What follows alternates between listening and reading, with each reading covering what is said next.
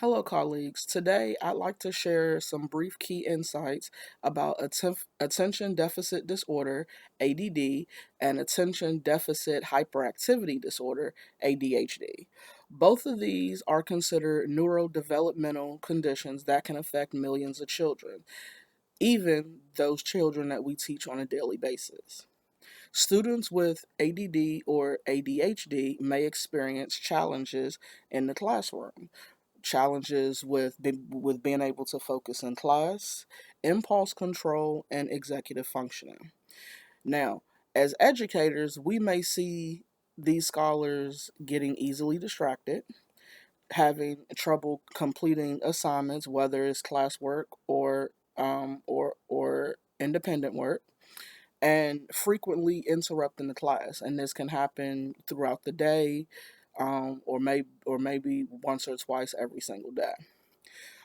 Now, as educators, we understand that these aren't signs of our scholars being lazy or being disrespectful, but this is just how their brain processes information and manages attention. As educators, we know that we can take steps to support our scholars by providing structure, using positive reinforcements and offering choices. Now, as an educator, you may be wondering, what does that look like? So, providing structure can look like providing them with a visual schedule, and I like to use schedules like this that shows the time. It has a example of a clock that shows the time, and they may not be able to exactly read these times, but they're able to look at the clock in the classroom and look at this and see if it matches. They know what they're doing next, and they have a picture just in case they're not able to read what's next. They have a picture that follows that particular word.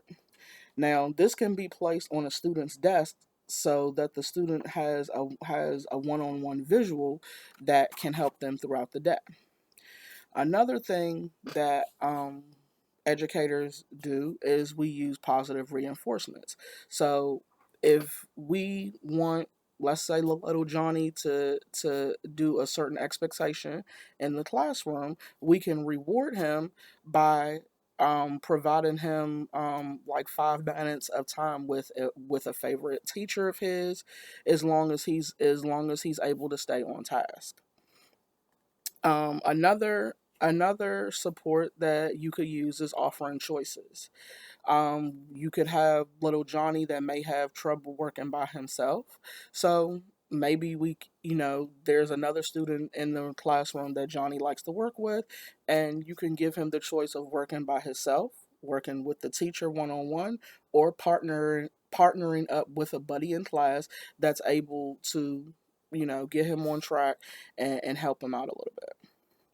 Another thing that I personally have used in my classrooms is I've used a calming corner.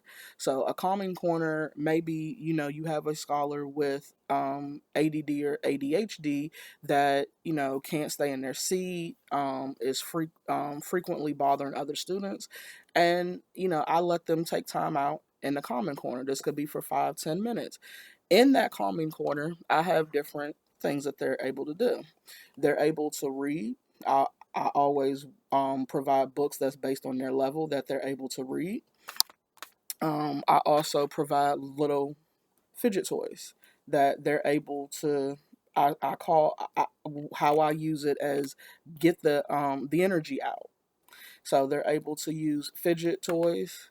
Um, I have stress balls that how I explain it to them is they can squeeze their frustrations out, and I'll provide other little fidget toys for them to do. Now, this doesn't have to be that they're in this common corner all day or the whole class, but just 5 or 10 minutes until they're able to get their self back on track.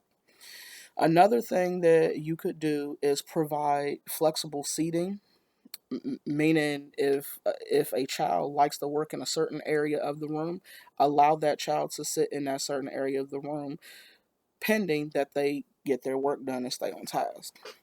Another thing that you could do is make sure, as an educator, you are providing these scholars with clear directions, and it can be broken down as step by step direction or easy multi directional, where they're able to handle a couple of steps at a time, but on their level. So these are some strategies that I have provided for you. I hope you're able to use them in the classroom. And if you have any questions, feel free to reach out or ask one of your other teachers in the building that use these strategies also. Thank you.